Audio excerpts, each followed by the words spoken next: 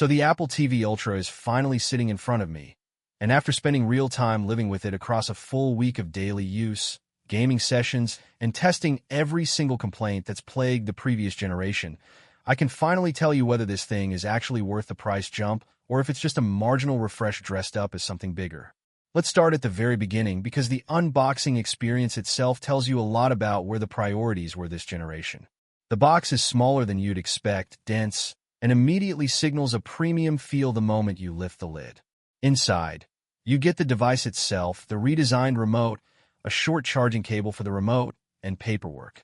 No HDMI cable in the box, which honestly stings a little more this time around given the price increase, but it's consistent with previous generations, so it's not exactly a shock. The device itself feels noticeably different in the hand compared to the outgoing model. Same general footprint, same matte black finish, but there's a density to it, a slight weight increase that actually makes it feel more premium rather than cheap. The port layout on the back is clean, HDMI, power, and on the higher storage model, the Ethernet port that remains locked to that tier. Nothing revolutionary in the physical design, and that's honestly fine because the story here was never supposed to be about the shell. It's about what's happening inside it. Setup was where I wanted to pay close attention, because first impressions matter, and this is the moment where a lot of streaming boxes stumble right out of the gate. Plugging it in, the initial pairing with the remote was instant. No fumbling, no repairing attempts.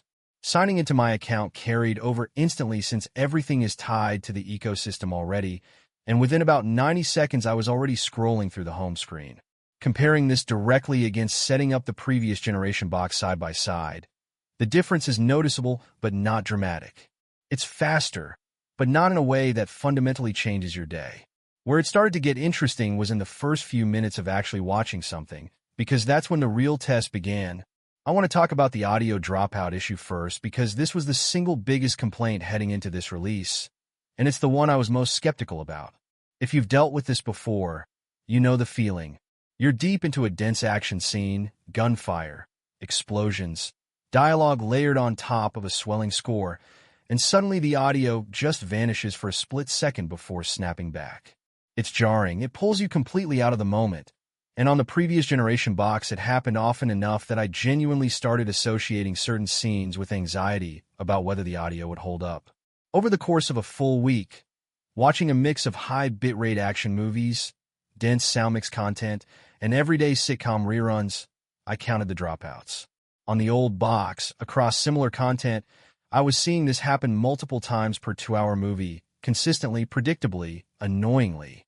On the Apple TV Ultra, across the same library of content, I did not experience a single full audio dropout. Not one. That's not a subtle improvement. That's a fundamentally different experience. The extra processing headroom from the new chip appears to genuinely solve the exact problem it was rumored to fix. And if you've been avoiding upgrading specifically because of this issue, this alone might be worth the price of admission for you. Now let's talk about the black screen flash, because this is where things get more nuanced. The good news is it's dramatically shorter. What used to be a full 3-second void every time you started new content or switched between dynamic range formats is now closer to a quick blink, something you'd genuinely miss if you looked away from the screen for a second.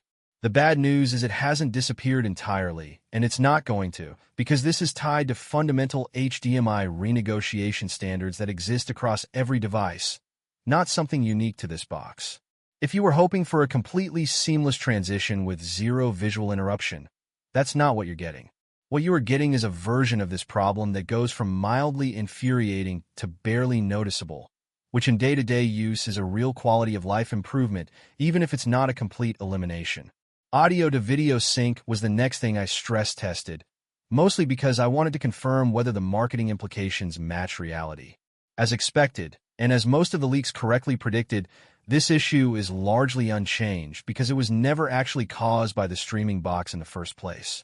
Running the same content on the same television I used with the previous generation box, the sync delay was virtually identical. This confirmed what a lot of people suspected, that the delay comes from your television's own image processing pipeline, not from whatever box is plugged into it.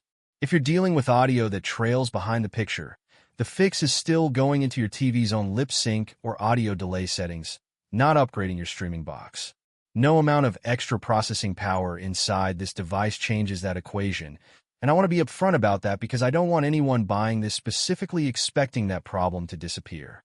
Surround sound randomly downgrading to stereo was another major complaint I wanted to specifically recreate, because on the old box this happened often enough with my AV receiver setup that it became genuinely predictable, usually right in the middle of a movie, completely killing the immersion.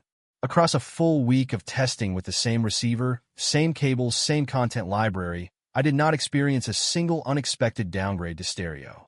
This tracks with what was rumored heading into launch, that this issue was less about raw processing power and more about how the software handles the communication handshake between the box.